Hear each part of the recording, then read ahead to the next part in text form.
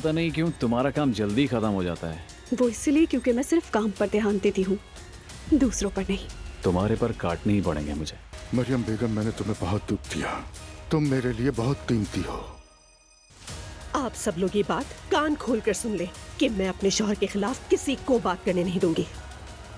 बाबा, हमें तो जैसे नजर ही लग गई है। अजलान की तलाक हो रही है और आपका मामला सब पर वाज़ेह है। मेरा जो मामला था वो बंद हो चुका है, अब कभी नहीं खुलेगा।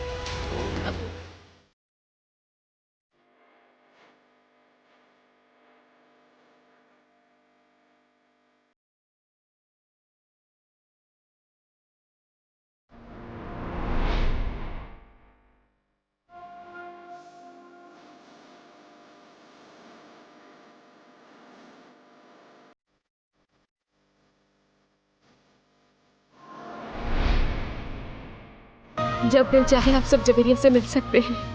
तुम्हें जब भी आना हो आ सकती हो, ये तुम्हारा घर है।